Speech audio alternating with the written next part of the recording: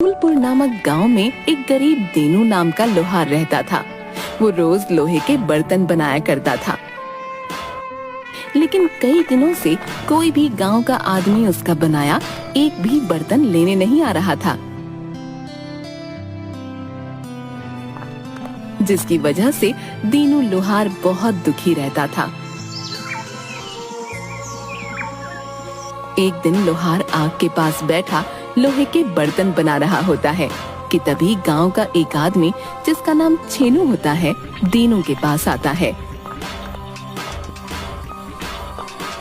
अरे ओ भैया, कैसे हो दीनू भाई? अरे बड़े दिन हो गए हैं भैया, गांव के बाजार की तरफ आते नहीं हो। सब ठीक तो है भैया? अरे भाई क्या बताऊं, इतनी मेहनत से लोहे के बर्तन बनाकर बाजार जाता हूं, कोई गांव वाला खरीदता ही नहीं है भाई। कई दिनों से एक भी पैसा हाथ नहीं आया भाई।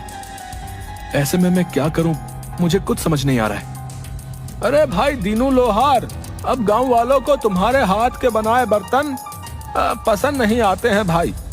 अब तुम भी क्यों मेहनत करते हो, जाने भी दो। अब भाई अब तुम्हारे हाथों में वो पहले वाली बात नहीं है। हाँ अच्छा, अब मैं चलता हूँ भाई।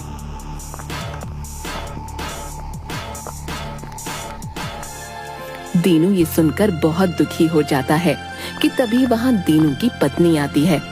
अजी सुनिए ना, आखिर आप लोहे के बर्तन बनाने का काम छोड़ क्यों नहीं देते? कोई मुनाफा तो होता है नहीं, यहाँ तक कि अब तो गांव वाले भी आपके बनाए बर्तन नहीं खरीदते। अब आप ही बताओ ना, ऐसे में हम खाएंगे क्या? नहीं नहीं नहीं, मैं कुछ नहीं जानती, अब आप भी जाओ और कुछ नया काम देखो। हाँ लेकिन भाग्यवान, मुझे तो सिर्फ ये लोहे के बर्तन ही बनाने आते हैं। ऐसे में मुझे भला कोई और काम कैसे मिलेगा? लेकिन अगर तुम कहती हो तो मैं जाकर देखता हूँ, शायद कोई गांव वाला मुझे काम दे ही दे। जिसके बाद दीनू वहाँ से गांव की तरफ जाता है।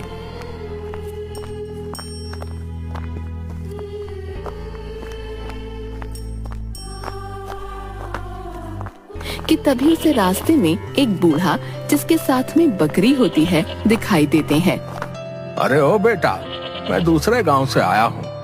मेरे साथ मेरी 2 बकरियां थी, मैं इन्हें मेले से लेकर आ रहा था, तो मेरी एक बकरी भागते हुए यहाँ आ गई भाई। मेरी मदद करो, न जाने मेरी बकरी कहाँ चली गई। अरे बाबा, तुम बिल्कुल भी दुखी मत हो, मैं तुम्हारी बकरी ढूंढने में मदद करता हूँ। तभी दोनों गांव में बकरी ढूंढने लगते हैं,